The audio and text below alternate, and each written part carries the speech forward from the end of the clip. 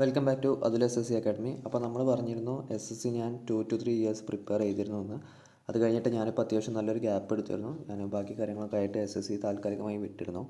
അപ്പോൾ എന്തായാലും ഇപ്പോൾ SSCൻ്റെ നോട്ടിഫിക്കേഷൻ കാര്യങ്ങളൊക്കെ വന്നിട്ടുണ്ട്. അപ്പോൾ ഞാനൊരു വൺ ഫൈനൽ അറ്റംപ്റ്റ് എന്നുള്ള രീതിയിൽ ഫുൾ എഫേർട്ട് ഇട്ടിട്ട് നമുക്ക് ഒന്നുകൂടെ അറ്റംപ്റ്റ് ചെയ്താലോ എന്നാണ് നമ്മൾ നോക്കുന്നത്.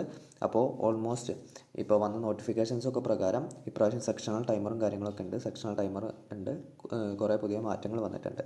അപ്പോൾ അതിനനുസരിച്ച് നമ്മൾ പ്രിപ്പയർ ചെയ്യണം. ഓൾമോസ്റ്റ് 60 to 75 ഡേയ്സ് നമുക്കുണ്ട്. എന്തായാലും ഓഗസ്റ്റ് ലാസ്റ്റിലോട്ട് അല്ലെങ്കിൽ ഒരു സെപ്റ്റംബർ സ്റ്റാർട്ടിങ്ങിലാണ് നമ്മൾ എക്സാം എക്സ്പെക്റ്റ് ചെയ്യുന്നത്. അപ്പോൾ ഒരു 75 ഡേയ്സ് ഓൾമോസ്റ്റ് 75 ഡേയ്സ് ഉണ്ടാകും. 60 to 75 ഡേയ്സ് നമുക്കുണ്ട്. അപ്പോൾ നമുക്ക് സീരിയസ് ആയിട്ട് ഇതിനെ ഞാൻ പ്രിപ്പയർ ചെയ്യാൻ പോവുകയാണ്. നിങ്ങൾ ഈ മെത്തേഡ് ഫോളോ ചെയ്യുക. എക്സാക്ട്ലി ഞാൻ എന്ത് ചെയ്യുന്നു എന്നുള്ളതല്ല ഫോളോ ചെയ്യേണ്ടത്.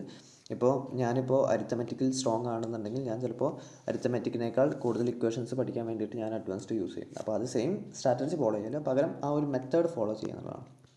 ഓക്കെ, അപ്പോൾ ഡെയിലി ടൈം ടേബിളും കാര്യങ്ങളും നമ്മൾ ഇടുന്നതായിരിക്കും. അപ്പോൾ അത് ഫോളോ ചെയ്യുക.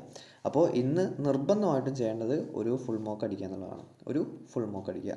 ആ ഫുൾ മോക്ക് അടിക്കുന്നത് നിർബന്ധമായിട്ടും എന്തായിരിക്കണം? പുതിയ പാറ്റേണിലായിരിക്കണം, സെക്ഷണൽ ടൈമറിൻ്റെ ആയിരിക്കണം.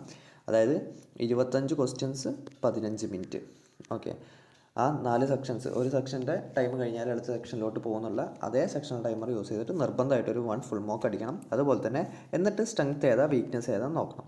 ഓക്കെ, എന്നിട്ട് ആദ്യം നമ്മൾ വീക്ക്നെസ് ടോപ്പിക്കുകൾ ആദ്യം കൃത്യമായിട്ട് പഠിക്കുക. ഓക്കെ, അങ്ങനെ തന്നെ പോകണം. ഇപ്പോൾ ഞാൻ എടുക്കുന്ന കറക്റ്റ് ടോപ്പിക് എന്നതിലും ഉപരി നിങ്ങളുടെ സ്ട്രെങ്ത്ത്, നിങ്ങളുടെ വീക്ക്നെസ് അനലൈസ് ചെയ്തിട്ട് ഞാനിപ്പോൾ എൻ്റെ ഒരു വീക്ക് ടോപ്പിക്കാണ് എടുക്കുന്നത് ഉണ്ടെങ്കിൽ നിങ്ങൾ ആ വീക്ക് ടോപ്പിക് എടുക്കുക. എൻ്റെ ഒരു സ്ട്രെങ്ത്ത് ആണെന്നുണ്ടെങ്കിൽ സ്ട്രെങ്ത്ത് എടുക്കുക. ഓക്കെ, അപ്പോൾ കൃത്യമായിട്ടൊരു ഫുൾ മോക്ക് ഡെയിലി എന്തായാലും അടിക്കുക. ഡെയിലി അടിക്കണം. ഇന്ന് എന്തായാലും നിർബന്ധമായിട്ട് ഫുൾ മോക്ക് അടിച്ചിട്ട് അനലൈസ് ചെയ്യുക. ഇതാണ് ഇന്നത്തെ ടാസ്ക് കേട്ടോ.